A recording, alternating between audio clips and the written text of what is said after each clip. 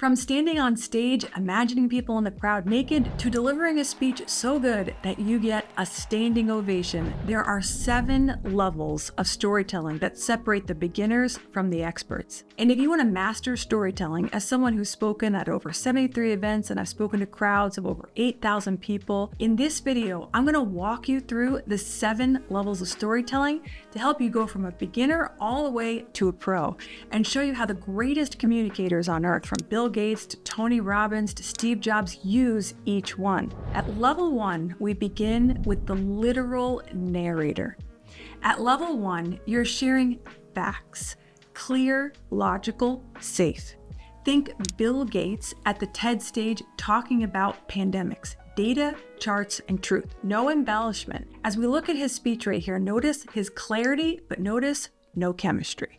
Today, the greatest risk of global catastrophe doesn't look like this. Instead, it looks like this. If anything kills over 10 million people in the next few decades, it's most likely to be a highly infectious virus rather than a war.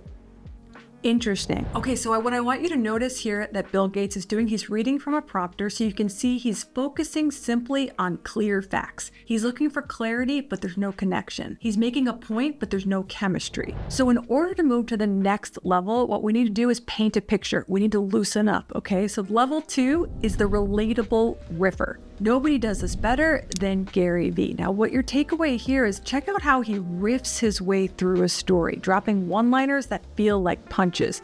And you almost can't look away. There's no slides, no script. It's just truth and timing. To move to level 2, loosen the edges. This is where you want to become more present, more in the moment, more willing to work with the crowd and riff a little bit. This is where it's more extemporaneous because you're just being more relaxed.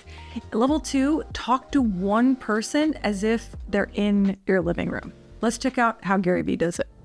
We live in a world where we have obnoxious amounts, unlimited amounts of outlets to do what we want to do on our time and how we want to do it. We live in a world where people only want to watch TV now, where they watch the entire season in one night, right? That's how we roll. It's on our time. How many people here, this is going to be a lot of fun for me, and I'm going to block the lights. You can see the idea is coming to him in the moment where he wants to ask this question. How many of you? How many people here, by show of hands, and don't half-ass me or head nod me, give me your full hand, how many people here get pissed when somebody calls them? Raise your hand.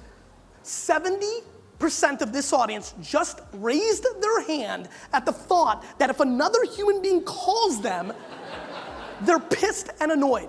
You know why? Because we've gotten to a place where everything now is on our time, right? You watch the show when you want to watch, not because it airs on Wednesday from 8 to 9 p.m. Okay, so you can see how he is just riffing because he's in the moment. A lot of certainty, just telling it like it is. So in order to move away from Bill Gates level 1 and into Gary Vee, we need to be present and you need to just say it like it is, and you need to riff. The big way that you can riff at level 2 is just relaxing. The more that you can relax, you can notice audience feedback and you can be more spontaneous. Now, in order to move to level 3, this is where we're going to focus more on transcendent truths inside of your storytelling. This is a higher level.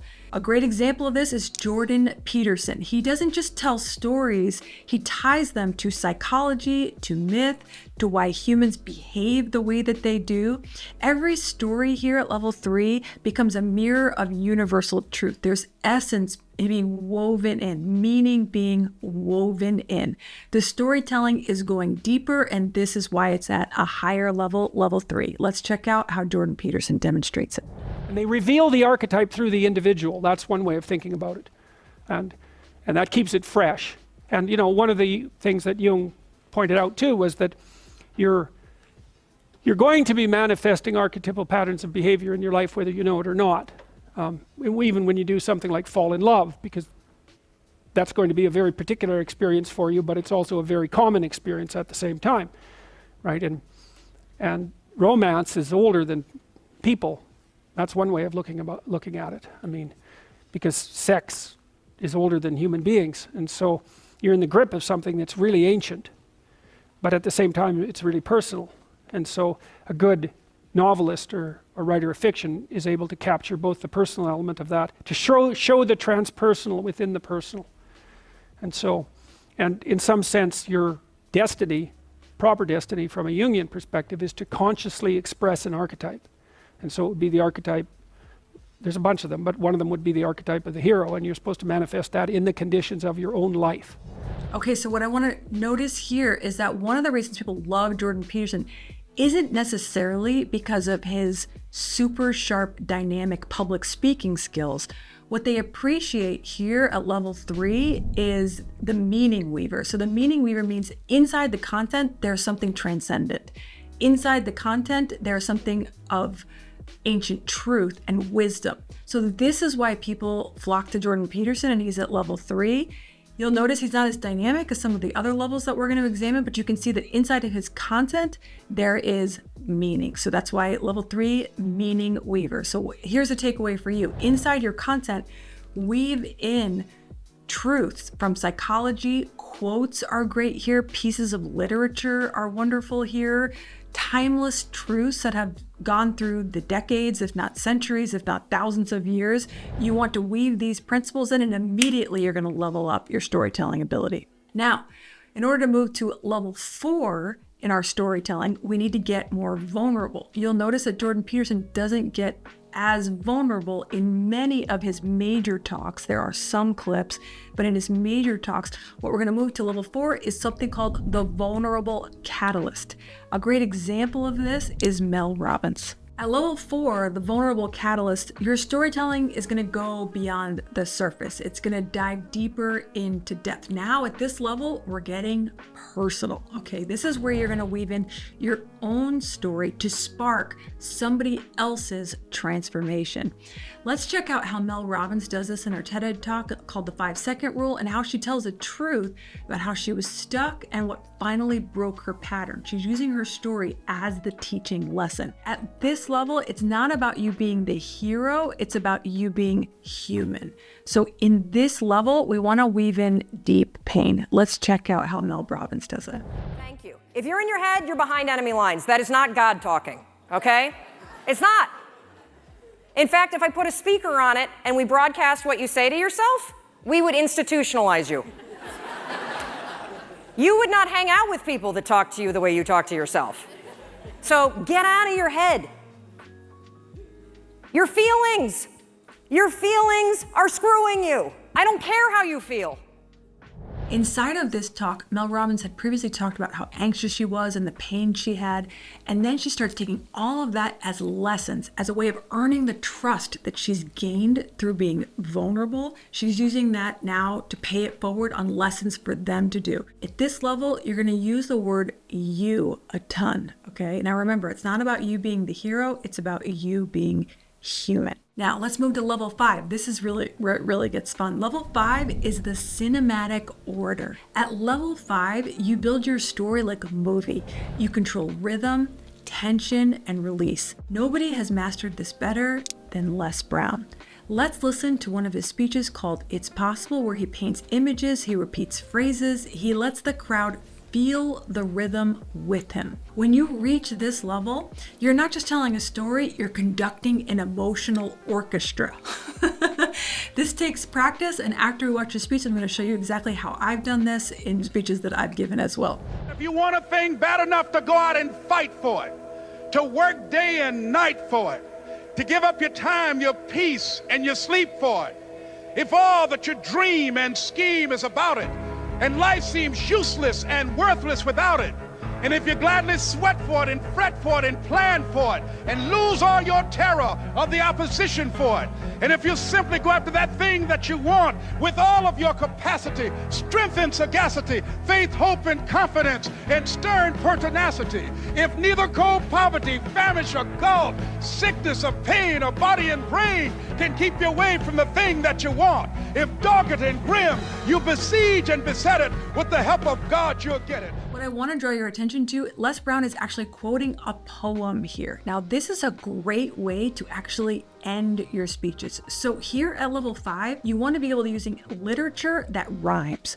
sound bites that rhyme, creating pacing, creating rhythm, creating repetition of phrases. This all builds a musicality into your speech. Now, this particular poem is actually a poem by Brenton Bailey. He was a New Thought author, and so Les Brown has committed this to memory, but you can hear inside the poem all the rhyming. So Les Brown is beautiful at watching his speeches in rhyming and repetition. I would encourage you at this level, commit poems, pieces of literature, and sound bites that rhyme to memory, and it is going to wow your audience. I want you to be able to say something to yourself that will enable you to maintain a level of integrity with yourself. That when you say this, even when you face tremendous setbacks, it will be a benchmark to keep you in the game, to keep you moving forward and experimenting and readjusting your strategy and your plan of action, continuously looking for ways to win. So what is that something? When you got an idea you want to move on, you might not have the money, you might not have the education. In this It's Possible speech, you can hear the ways to win, you can hear the alliteration. Then he uses something called the rule of three, like you might not have the expertise, you might not have the education. So he's repeating the same phrase 3 times, which is a technique of the masters. That's why this is at a higher level. Let's keep watching. You might not have the support or the resources you need. What is that something that can keep us going, that will enable us to act on our dream? What's one of those keys that will begin to help us to discover the secrets to our dream? Just say to yourself every day, it's possible. Just say that every day to yourself, it's possible. Now, at this level, have a phrase or a couple words that you can repeat often in the speech and have it be the main point of the speech. One time in a speech that I did, I used a phrase from W. Clement Stone called "do it now."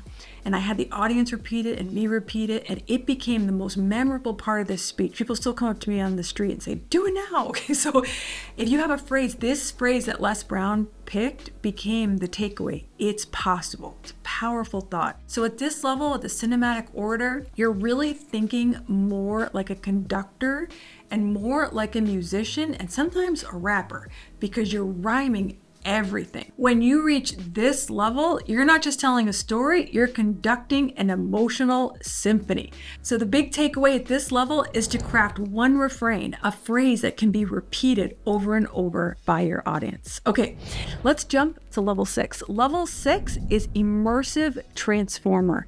This is where, as a storyteller, you pull the audience in so deep that they start living it with you. Tony Robbins is a great example of this. He'll turn to somebody in the crowd, he'll reframe their belief, and as an audience, suddenly we're caught up into the story getting transformed. So at this level, this is where you have high audience engagement. Let's check out how Tony does it here.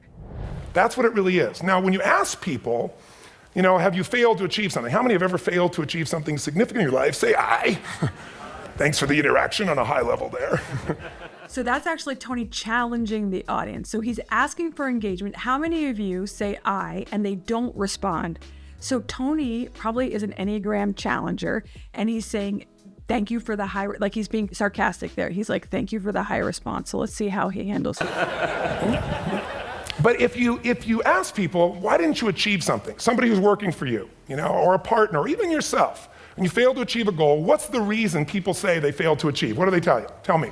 Come on, out loud. So now he's more in that command energy frame. He's like, come on, tell me. He didn't go back and challenge them directly on the first pass. He's taking a second pass at the audience to get their engagement and pull them toward him. Didn't know enough, didn't have the knowledge, didn't have the money, didn't have the time, didn't have the technology, I didn't have the right manager, didn't have the Supreme Court.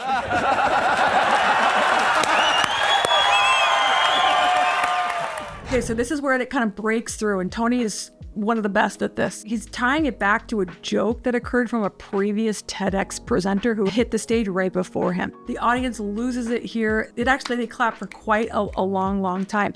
Tony is a transformational storyteller because he engages the crowd. So how can you do this in your speeches? Well, 2 things. Number 1, challenge the audience. If you ask a question and they don't really respond, or if you're looking for engagement, like, hey, type this in the chat and nobody's really doing it, or hey, share your takeaways, or what are your questions, and you're not getting a lot of engagement, Soften it down a little bit, and then we're going to take a second pass and we're going to challenge them again. You'll move to your next point, and then you'll say something like, come on, let me see some participation here, or let me see in the chat, or I'm going to wait for 12 people, or let's go. You know, you're going to challenge them and engage them to get them loosened up. Your goal here at this level is to break up the energy. You're looking for people to loosen up, and you have to unleash their energy, and that takes skill. That's why at this level, you're a transformational storytelling. So your goal here at level 6 is to turn your listeners into participants. All right, let's move to level 7, which is the legend builder.